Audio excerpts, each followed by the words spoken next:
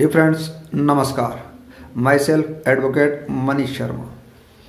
मैं आप सभी का स्वागत करता हूं एसआर जुडिशियल क्लासेज में। मित्रों, जैसा कि आपको पता है कि हम एसआर जुडिशियल क्लासेज के भीतर लेकर आते हैं विधि के गोपनीय रहस्य।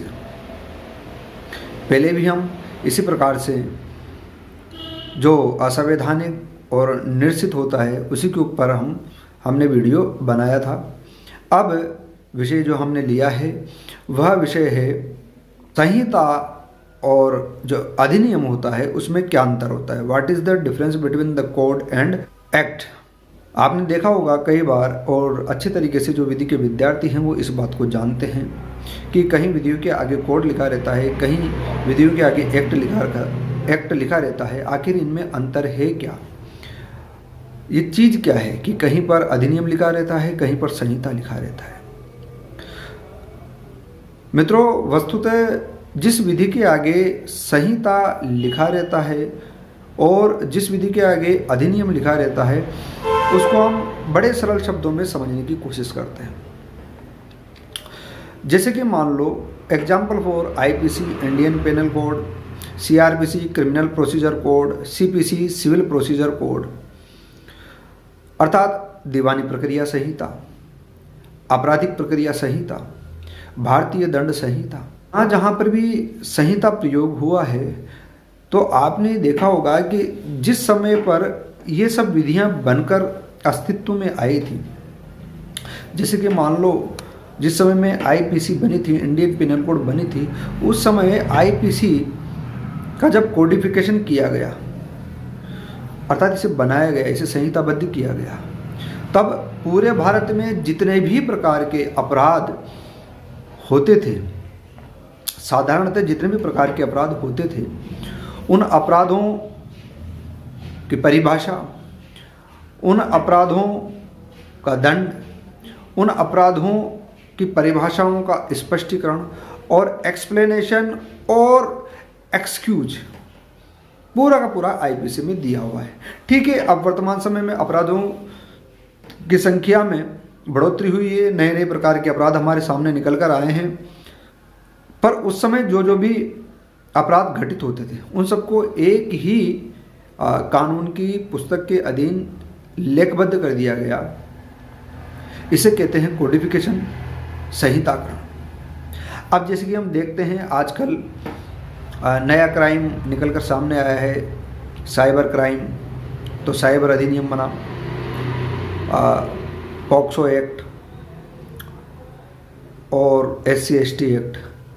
अब तो ये तो कोड में नहीं है शामिल। सीआरपीसी का हमने एग्जाम्पल लिया, क्रिमिनल प्रोसीजर कोड 1973 में बनी, अर्थात जो दंड विधि के संबंधित प्रक्रियाओं पर लागू होने वाली प्रक्रिया है क्रिमिनल प्रोसीजर कोड कहते हैं। सब प्रकार की दंड विधियों पर वो साधारणतः लागू होती है। तो यह भी दंड विधान की दंड विचारण के लिए, किसी अपराध के विचारण के लिए समस्त प्रक्रियाओं को इंक्लूड करने वाली विधि को दंड प्रक्रिया संहिता कहते हैं। इसी प्रकार से सिविल प्रक्रिया संहिता है, यह सिविल मामलों में समस्त सिविल मामलों पर लागू होने वाली प्रक्रिया है, अर्थात ये अपने विशिष्ट क्षेत्र को पूरा का पूरा कवर करती है।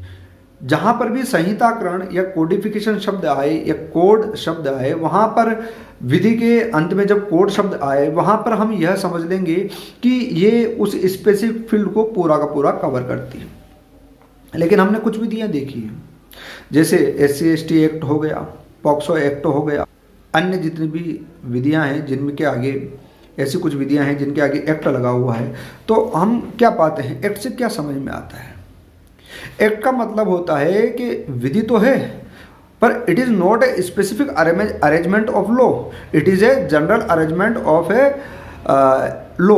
मतलब साधारणतः किसी बात को, जो समाज में अपराध घट रही है या कोई नई बात या नई व्यवस्था उत्पन्न हुई है, उसके लिए कानून बनाना केवल एक विषय पर, और वो भी छोटे रूप में, तो उसको कहते हैं अधिनियम अर्थात एक्ट। तो हमारे जो डिफरेंस मेजरली समझ में आया कि कोड किसी स्पेसिफिक क्षेत्र के बारे में संपूर्ण विधि को शामिल करने वाली जो व्यवस्था है उसको हम संहिता कहते हैं, और किसी विषय पर जो संपूर्ण अपराधों को या संपूर्ण विधि की बातों को शामिल नहीं करती है, अर्थात जो पूरा नहीं होती है अपने आप में, उसे कहते हैं अधिनियम अर्थात एक्ट। अगर दूसरे तरीके से हम समझें तो code includes act but act doesn't include code, क्योंकि एक्ट जो है वो छोटा होता है। छोटे होने से तात्पर्य यहाँ पर है कि वो अपने आप में कंप्लीट नहीं होता है, उसका संहिताकरण नहीं होता है। हमारे सामने जो बात निकल कर आई एक्ट और कोड के संदर्भ में, तो act is the formal arrangement of the laws, और इसी की जगह जो कोड है is a specific arrangement and system of law on a specific field. तो मित्रों, आशा करता हूँ आपको विधि के रहस्य में संहिता और अधिनियम का अंतर पता चला होगा, आपको समझ में आया होगा। वीडियो को लाइक करें और ऐसे ही नई विधि के रहस्यों को हमें लाने के लिए प्रोत्साहित करें।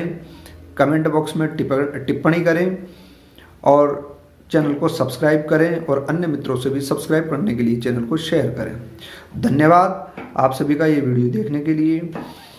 पुनः मैं उपस्थित होऊंगा विधि के किसी नए रहस्य के साथ में।